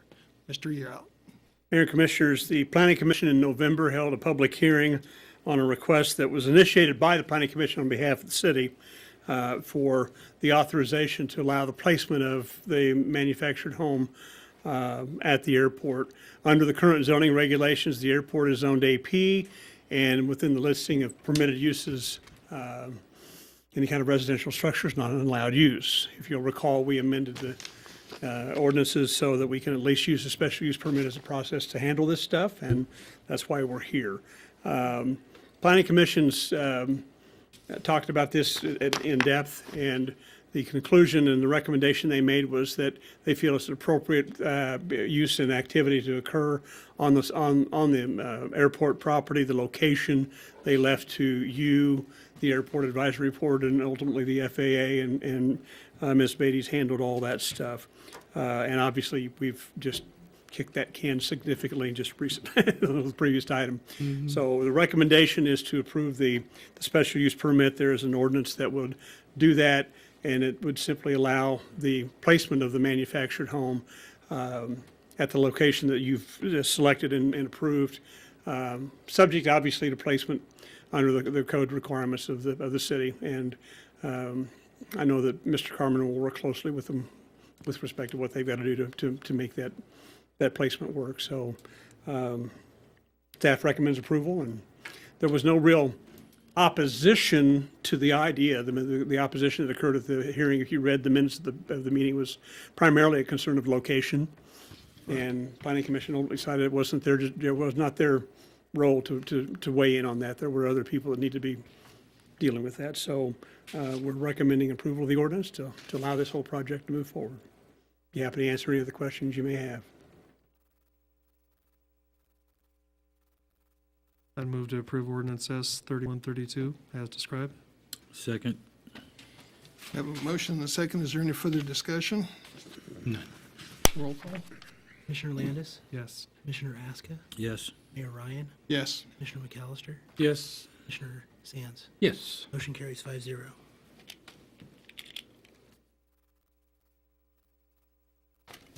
Next item is consideration of case number FP 10-01-15, request for approval of the final plat of the Green Edition. Mayor and Commissioners, and that probably should be 10-01-14, but that's not the relevant issue. This is the final plat of what's being proposed as the Green Edition. If you'll recall back earlier this past year, we did a replat of the property north of Coaches that created a lot that is now where the kidney dialysis facility is under construction. North of that, all the way up to McFarland, were two lots that were created. The configuration of those lots don't match how now the owner is selling the property, and so they're replatting to match, in fact, how they're selling the lots. The northern lot, which is the largest one, we do know will be housed by a grocery store. I do not know what chain. I have no clue. We've not been officially told. They did, though, pursue and seek approval, and did get an approval from the Board of Zoning Appeals for the authorization to include within that grocery store facility fuel islands to be able to sell gas. And that was approved contingent upon the rezoning or the plat approval and everything else. So everything is moving forward with respect to that. The plat is creating two new lots with a different configuration, matching how the contracts to sell those lots meet the owner. The owner is actually Hobby Lobby out of Oklahoma City, and the plat was prepared by the firm that they use out of Oklahoma City They did contract and have Caw Valley act as the local agent, and we do have the plat document here. It has been submitted to, subjected to a considerable amount of review. One of the things that we required was a traffic analysis of the impact of putting a grocery store at that location, what, if anything, impact it may have, and improvements that would be necessary to Caroline and/or to McFarland. And obviously, KDOT has been involved in this whole evaluation because of the impact that new traffic will have with the improvements that are happening at McFarland and 77. The bottom line is the development agreement that's matching and going with this plat acknowledges that the improvements that are necessary as articulated in that traffic impact analysis will need to be made by whoever develops the lot. And their attorneys for Hobby Lobby and Katie Logan, I don't know if David's aware of all this stuff or he's got the agreement with him, but Katie has been intimately involved with the evaluating the development agreement, and I do have the signed document from Hobby Lobby with me. The motion and request to the commission tonight is to approve the plat as recommended by the Planning Commission, authorize the mayor and city clerk to sign the plat, and also authorize the mayor and clerk to sign and execute the development agreement. There's nothing unique within the development agreement. It's just simply saying that all the necessary improvements that impact the public facilities will be paid for exclusively by whoever develops the lot. That there's no city monetary participation in anything with respect to what's going on. They've been advised and are aware that there will need to be sidewalks improved on both McFarland and also upgraded along Caroline to meet the mandatory 5-foot requirements under ADA and the city standards. KDOT did weigh in with respect to entrance onto McFarland. The initial proposal showed a full entrance onto McFarland for the lot, and KDOT said no, they would approve only a right in, out, and right out only. So that is what is moving forward, and the developers are fully aware of that. So there will be an access onto McFarland onto this lot, but it will be right in, which means you've got to be eastbound on McFarland to get into the site, and if you leave the site onto McFarland, you're going to be eastbound on McFarland. Now, there will be entrances onto Caroline going both directions, so that will be fine. And obviously, they're not going to get access onto 77. No. That's not going to happen. Okay. So, but that's, they all are aware of that. That's all articulated in the development agreement, and the developers actually is an engineering firm out of Colorado that's working on the layout for the grocery store, and they're fully aware of the parameters with respect to what KDOT's going to require. KDOT will have a say on this because actually there is a considerable length of McFarland east of 77 that's a part of their control of that whole intersection. And as you're probably aware, there will be an upgrade of the signalization at 77 and McFarland as well as Ashland and McFarland, and there will be some additional improvements on lane work along 77, that there'll be some additional right-of-way taken and widening in there. So there's a lot of stuff that's going to happen in that area. But if this is approved, we intend to get the plat recorded here this week. And the word we get from Hobby Lobby is that they'll close the contracts on the sale of the 2 lots. And everybody is saying that we could see construction happening by the end of spring on property out there. So there's stuff happening. So we're staff is supportive of the recommendation of the Planning Commission that the commission act to approve the plat and the development agreement. Our city attorney did work intimately with their counsel on the terms of that, and what we have signed by Hobby Lobby is word for word with what Katie had signed off on. So be happy to answer any other questions. If you have any questions, Leon's here to earn his keep too, if he needs to. What I looked at, in right, out right, storm drainage, sidewalks, that's all been engineered, and it looks like it's ready to go. Yeah. The plan right now they're showing is that they'll put a detention facility on what would be the northeast corner of Caroline Of their site. Well, of their site, yeah. But there is a major box culvert underneath that goes underneath and ties into a storm drainage system, but they're going to detain on site. My concern with them, and I've expressed that to them from the beginning, was maintenance of open detention areas, because I've seen too many of them that become mosquito breeding grounds and covered with weeds. And basically, we told them, if you don't maintain it, why, we'll probably blight you. And they said, okay. So, and they're aware. With all that's going to be happening on 77 Highway there in the next few years, is there going to be some traffic diverted onto McFarland to circumvent anything to get to Rucker Road or anything like that? I don't think any of the, I'm just concerned about increased I don't know flow. that any of the improvements that at the intersections right now are going to necessitate any particular detours. I know when they start Rucker Road, there'll be a detour down Spring Valley Road from Rucker to K-18. Okay. And then 18 back over to 77. On McFarland. But They're going to carry traffic through. Okay. Okay, it's pretty wide there, so at least get one lane. Okay. the biggest disruption will be, in my opinion, what's going to happen when they start work on the diverging diamond under 77 and I-70 and what all that's going to do. So That'll be interesting. it'll be interesting to see what happens there. So, Okay, I move that the final plat of the Green Addition to the City of Junction City, Gary County, Kansas be approved. Approve the development agreement for the Green Addition as presented, and that the mayor and the city clerk be authorized to sign the plat accepting the dedications thereon, and sign the development agreement on behalf of the City of Junction City. Second. We have a motion and a second. Is there any further discussion? None. All in favor, say aye. Aye. Opposed, same sign. The ayes have it, 5-0.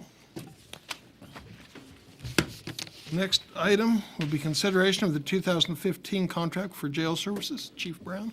Mayor, Commissioners, thank you for allowing me to come before you tonight. The Gary County Sheriff's Office provides jail service for the City of Junction City. The last contractual agreement between the two entities was effective January 1st of 2014. That contract was for 1 year, and we are here tonight to request approval of this year's contract for 2015 at the same price of $28,750 per year. I would say that this has already gone before the county commission, has been approved, and we are here tonight for the commission's approval in this. I and Ms. Beatty have talked about this. We believe that there has been no increase in this since 2010, and actually there's been a decrease of $15,000, I think, in 2012, and when we started using the jail fees to the booking fees over at the sheriff's office, which is $45 for book in at the sheriff's office that goes from municipal court. And so that has saved us some money. So we're, I think, at $345,000. We were at $360 in 2010. I would remind the commission, I don't know if any of you were on the commission when this all started, but in 2009, we budgeted somewhere in the area of $430,000. And actually, I think that year, the jail expenses were actually somewhere in the $700,000 range, and the county made us only pay like $530,000.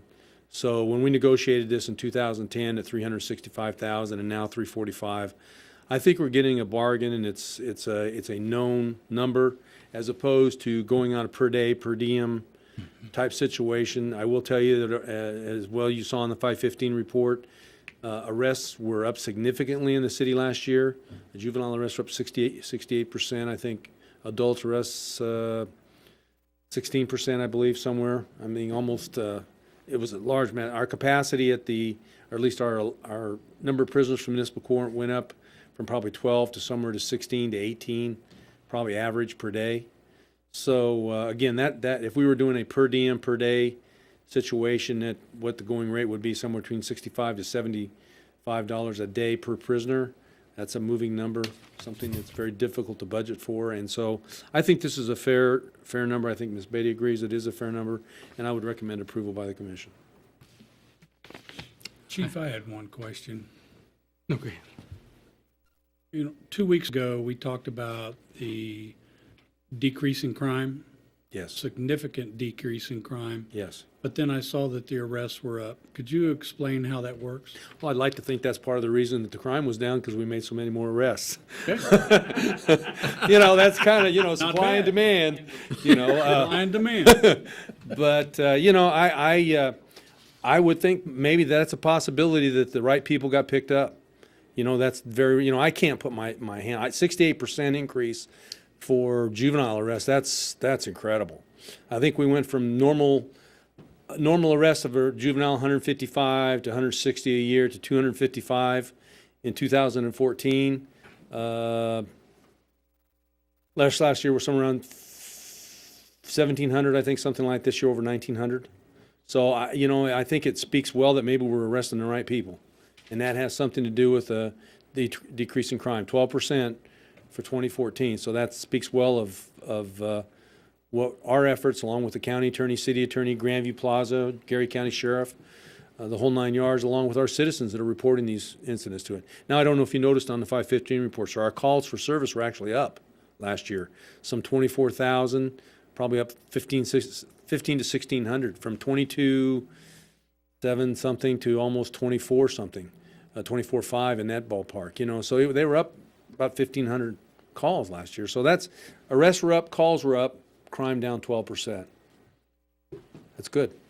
We You know. allowed them to add a CSI lab tech, which put an officer, you That's know, correct. out in the street. Plus, we took lights out, which had another officer on the street. So we also focused police force to police enforcement. So there, and he had less turnover ratio this year. So we again concentrated on law enforcement. So we had a lot of successes this year with the police department. Excellent job. So, you know, I'm real proud about those figures. That's why I want to make sure. And I think I had, when we did the Fort Riley planning session, I had said crime was down 29% over the last 5 years. Well, I should never do anything that has anything to do with math myself. I should always have my assistant do that. Well, it turned out it was only 24% since 2010, but 24% since 2010 is a significant. I think this year, 2014, we had 815 Part 1 crimes, and 1989, 3,202 Part 1 crimes in Junction City. So almost a 2/3 reduction. So that speaks well of our city and the direction that we're headed in. Of course, as well, you know, if you watch the news, that's kind of what's going on across the nation. Homicides are down, crime is down, and that's good. That's good for everybody. What I fear, though, is, you know, I'm seeing a lot of stuff about, oh, we need to change this. We need to lighten up on our drug sentence. We need to lighten up on this, not put as many people in prison. Well, there's a reason that we're reducing all this crime. You know what I mean? There's a reason that this is occurring. This tough on crime stance that has been taken since the mid-1980s till present has made it significant. And crime's been on the downside trend since middle 2000s, and it's continued. Homicides, New York City, and all that stuff. So, you know, I just hope that these legislatures don't decide that the way to save some money now is start cutting prison beds. I fear that. But things right now are going well in Junction City, and I would seek approval on this particular contract. I wished I'd have had you in Overland Park over the weekend. All in where you stay. Wow.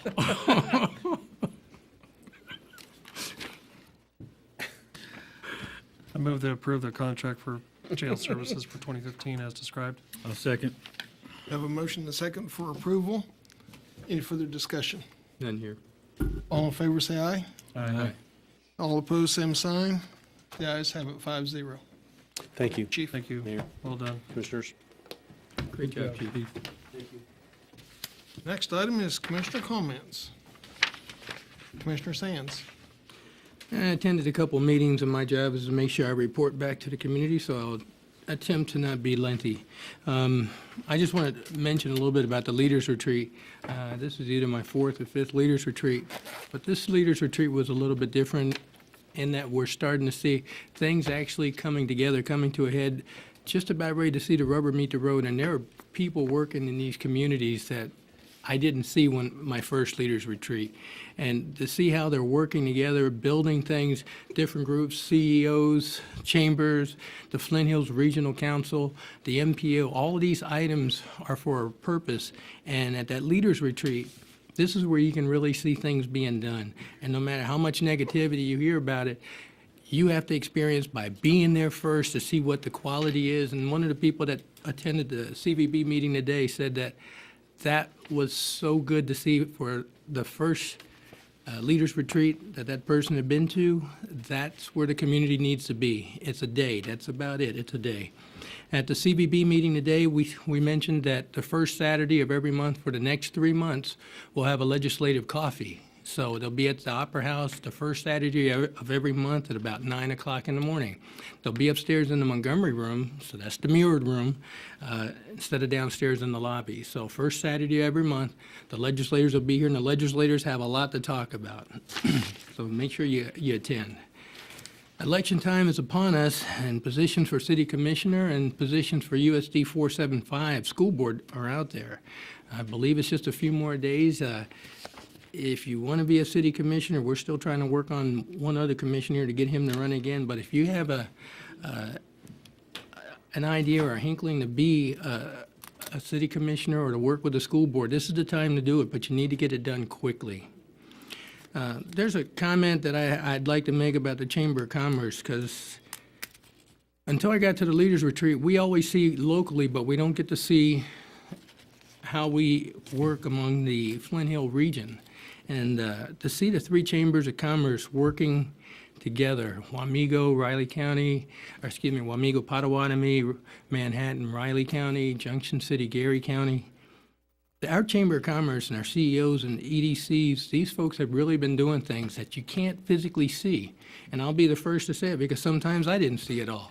But at this leaders retreat, you can see people like Judd Lebo, who was on a different working group, Ben Bennett, and there's folks that are out there doing things behind the scenes that you don't see, but it took the work of numerous people to get this working. We're working better, we're communicating, and like I said, the rubber's about to hit the road, and people are coming to these 3 areas. If Kansas City can do it as a combined 18 counties to make things work as a conglomerate, we should be able to do it with our 3 little communities. Last big thing is the Fort Riley listening session. I know the mayor will talk about it, but we need everybody there. We need to pack the Courtyard Marriott. This is an opportunity to talk to the Department of Defense. They don't want to hear what Fort Riley's got. They want to hear what our community has because of Fort Riley. And they want to see you. And that's one way you can represent. You can come in, show face. And these folks are coming from D.C. They're looking at 30 different installations with why should we keep your installation open? What is good about your community that Fort Riley should be considered staying here for? And Fort Riley's excellent. And those folks like Mr. McAllister, Commissioner McAllister, and myself, we know we stand heads and shoulders above a lot of the installations when it comes to barracks, when it comes to housing. We stand a lot taller because of the infrastructure that we have there, plus the new hospital that'll be opening up this year. But I just want to say, we need people there on the 9th, 3:30 to 5:30. We have to have numbers there. We have to have people there. If we have people standing on the outside, where do we park? There's parking all around the courtyard. We got the parking over by Walmart and the parking between Walmart and Courtyard, and all that'll be arranged. But come in, that's all I can say, is just be there. Mr. Mayor, I have nothing further. Thank you very much. Commissioner McAllister. Well, there's not a whole lot to say after Jim covered it all. He's absolutely right. Absolutely right. We need head count when we do this listening session. General Wesley made it very clear that we need to pack the house. Parking's not going to be a problem. We'll bus people in if we need to. Everybody, talk to your neighbors, talk to your friends, bring your kids, bring your pets. Well, probably I shouldn't bring your pets. But we need to really pack that. It's going to be very important. In addition to Commissioner Sands' comments, the retreat was very good. What I got out of the retreat, amongst those things mentioned, was that it's time for action. It's time to quit talking. It's time to quit dancing around the barn, and let's get it done. And that was the theme of the leaders retreat. It's time to get it done. We need to have action. And they are moving forward. There are a lot of great things that are going to happen in the region. And I really liked how that retreat turned out, with the exception of one small item. At some point, you're talking about election, and it's coming up. At some point, I would like to enter in a discussion that's somewhat taboo. I believe that it is time to look at the pay scale of this body. And the reason why I say that, at $200 a month, expenses are not being covered. Expenses such as gas, not only computer supplies that are not the city, expenses continue to rise, and just going to different towns and going to different meetings, the expenses are continually rising. It's a very small stipend for anywhere between 30 and 40 hours a week that this body each puts in for the citizens. It's mostly a volunteer job, and I understand that, and I got that. But when it becomes above and beyond, and you just can't keep up with the expenses, I'd like to enter into those discussions. Sorry about that, but that's all I have for now, Mr. Mayor. Thank you very much. Thank you. Commissioner Aska. Just one other observation in regards to the leaders retreat, and one of the things I was very pleased, and there is people wanting to see action from all the communities, but I remember the first one I went to versus this one, and what I've noticed the big change is that each community understands the assets that it has, and they're starting to understand the assets that the other communities have. And I feel good that, as if this bio thing takes off with the whole MBAF thing, if that all takes off like it's predicted to do, I think that what you'll see happening, and I do believe it happened, is that as these businesses and companies move to the area, they have certain needs. And they may initially look at Manhattan, but I see Manhattan saying, no, maybe you need to look at Junction City because they have these assets. Or maybe you need to look at Wamego, where everybody's going to work more together. And it's about, making this region the place, if you're going to come to Kansas, look at this region as opposed to Kansas City, Wichita, and those other areas. When I first started attending some of this stuff, you would have never heard those conversations even begin to take place. And it's just real interesting listening to some of the folks from Manhattan. They know they're landlocked, and in a couple of the different groups I was sitting in, they start talking about assets that Junction City has.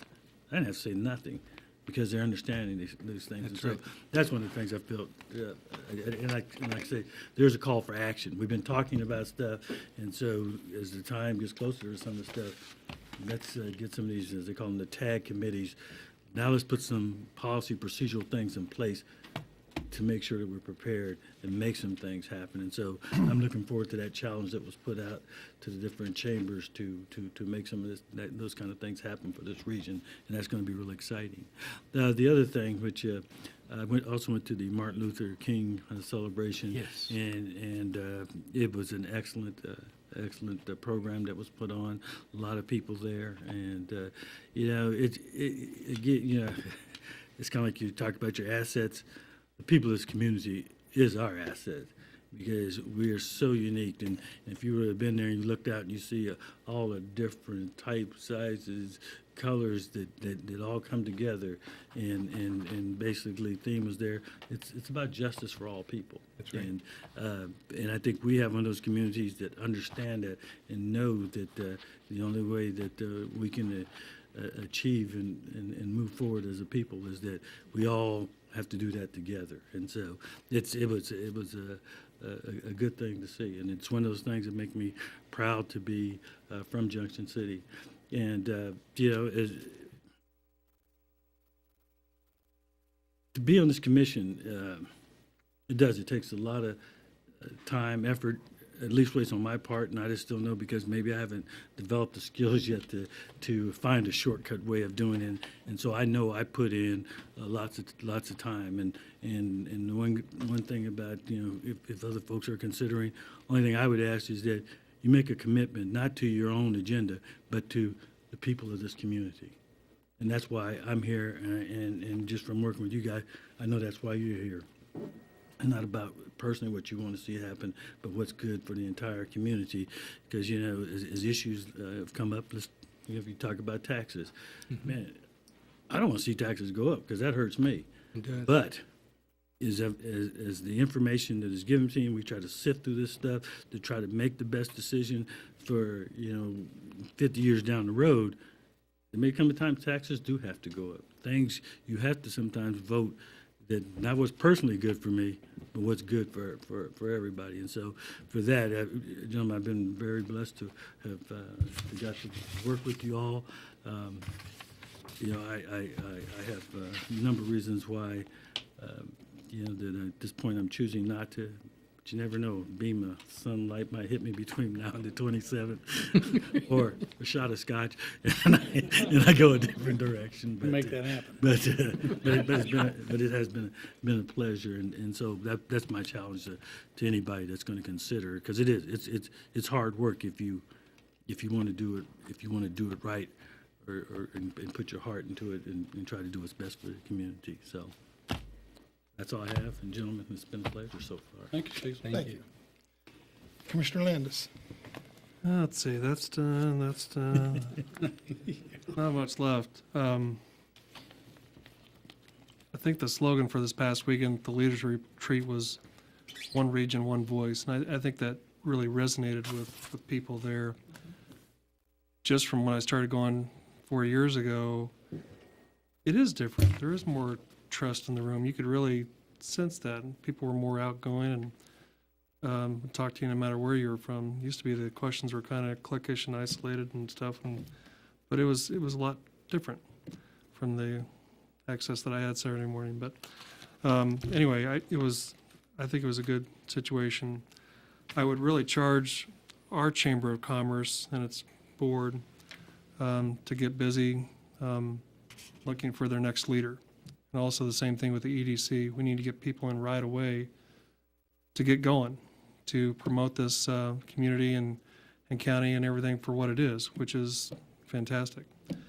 It has been my genuine pleasure to serve this community the past 4 years. I have learned so much, and I look forward to having the opportunity to do that again.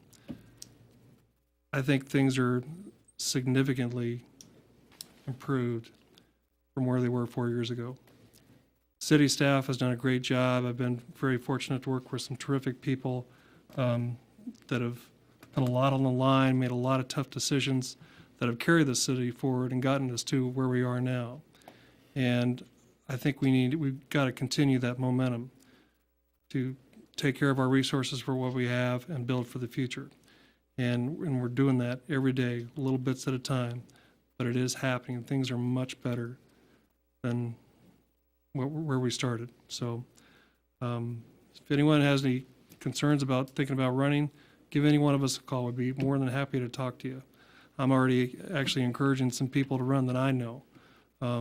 Hopefully they'll knock me out. So, but anyway, I think, we've got a good group here, and I think we need to kind of keep the momentum going. So thank you. Thank you. Jim Sands, I had you go first because I figured that would shorten it up for everybody else. You do a good job. Thank you. That's what I'm here for. Information guru. The listening session, February 9th, is very important that we have as many people as possible there. That'll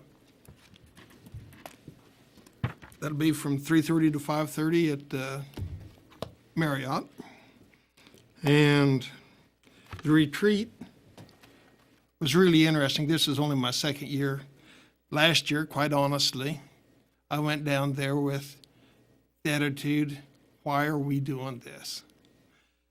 It's so easy to have a lifetime attitude of, this is my area, stay out of it, don't mess with it, don't take our stuff. And you get down there, And I kind of got it last year, but not really, kind of understood what they were talking about. But this year, it was just amazing to see people working together, coming up with ideas together. And as Commissioner Aska said, the different assets that the different communities have. If you get to just looking at asset management, it really doesn't matter which EDC hears about it first. If they know what the assets the other communities have, they can say that project is better suited for Junction City or better suited for Wamego. And it's going to work. Will things go wrong sometimes? Yeah, because people are greedy. But that's not going to be the common thing. It doesn't matter what you do. Sometimes you're going to stumble. But if you keep after it, you're going to get it right. This is a project that's been talked about for years. And to hear the people that have been down there 7 or 8 years going over it and over it and over it, saying it's time to quit talking, it's time to do it. They came up with a timeline to try to implement some of this by June. So I hope it works. And yes, we need to get our leaders in our EDC and the chamber, and we need to move Junction City forward. The Martin Luther King celebration. I enjoyed it tremendously. I worked in enough grade schools that when the Geary County Children's Choir got up there, it amazed me how many faces I recognized and didn't know a single name. When you get in and out of classrooms, you remember the names of the kids that cause you the most problems. The good kids, you never know their names. And it was really quite funny because they made me sit on the front row. So when kids filed in, they all walked by going, "Hey, Mr. Ryan." And I'm going, "Hi, I don't know you." But the Martin Luther King celebration, there were a lot of good people there. And just for the entertainment value, there ought to be a lot more people attending that celebration next year. Yes. Because they had a lot of very good talent there. And other than that, it's been good working with you, Commissioner Aska. You sound like I'm dying. I'll still be here till April. Well, But they all know your name. I just want to say that. we need you to be replaced by somebody as good as you. Thank you. Mr. Dinkle. First, I'd like to say my teachers didn't know me either, but when there was only 10 kids in my class in Junction grade school, it was a little tougher to do. Leaders Retreat was good. Like everything this last 2 weeks, been kind of a buzz and meeting people and everything else and getting on. Spent last week, every department, finished up with codes this morning and just getting a grasp of the city. And I feel more comfortable every day, but it's gonna take a little bit of time to grow with it. Leaders Retreat was great, met a lot of people. Ironically, I probably knew more people from Manhattan when I showed up just because of a lot of engineer firms that I had acquaintance with in the past. So getting to know people and try to get more involved with the community as we go along. I did find out that driving back and forth, which I'm getting tired of already, getting off of Highway 77 at 7:30 in the morning eastbound is a stupid thing to do. And because it takes 5 minutes to get from the, sometimes there's 4 cars ahead of you, take that left turn on 77. I'm learning a few things. Don't do that anymore. And I've quit doing that. So, do you want to, Thursday, if you haven't got the message, or some of you on the planning session for the 9th, it moved to Thursday at, I believe, 3:30. And also, I think we all need to be, from a city standpoint, I think just the whole community, keep an eye on the state legislature. I mean, the governor gave me a state address, and it is what it is. We're not in state politics, but I think we have to be concerned about some of our funds. You know, we don't get a lot of state. We lost LAVTR, or what I call demand transfers, 10, 12 years ago, and haven't gotten them back. But concern about highway funds. If the Bank of KDOT, as I call it, gets raided to some extent, what's it going to do to affect the highway projects in this community, maybe as soon as this year? So I'm real concerned about that, and I think we need to be concerned that, yes, we look at the state, and I'm not going to get political with the way the governor's running the state or anything like that, but I think everybody needs to understand the impact it'll have on this community, or could have in this community, and always real worried about it. I don't think there's any sacred funds, from our liquor tax to even our special highway fund. Everybody thinks that's sacred funds. I disagree. So it's the due diligence on our part, and I look at the game pretty close and take care of it. Personal standpoint, looks like we're going to build a house and got plans today, so my wife is excited. I am too, except for the check part. But I You have a think I'll- man cave in there? No. Probably not. Yeah, It's the mother-in-law's, mother-in-law's It's called cottage. office. That's a good thing here. So, again, I think we're moving fast and quick, but hopefully keep it progressing. Again, I do agree with you. I hate added agenda items, and we'll work on that too as well, because my history is probably even more so than that. Okay, thank you. Ms. Beatty. After looking at getting input from all of you on what dates you might have available, and visiting with Mr. Dinkle, February 2nd, which is a Monday evening, for 4:30 to 5:30 would work for a reception for him. We have to double check with the Opera House tomorrow. I didn't get a chance to get that done today. That's what we're projecting at this given point in time. If I owe you an apology for asking for the agenda item to be on it, I give it. I was trying to get an idea from you, if that's all, on whether or not we move an economic development project forward or not forward. Mrs. Beatty, Apologize. you don't have to apologize. I told you to put it on there. I was never intended to offend anyone.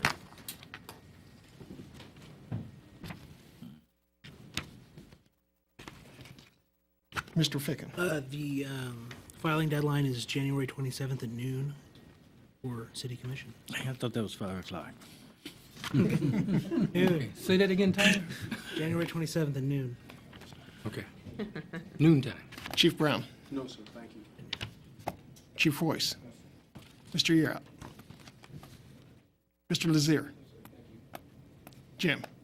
Ich haben Sie, Boss. Du sprichst Deutsch? Move to adjourn. Nein, haben Sie. Second. Motion and a second. Let's go home. I love Deutsch.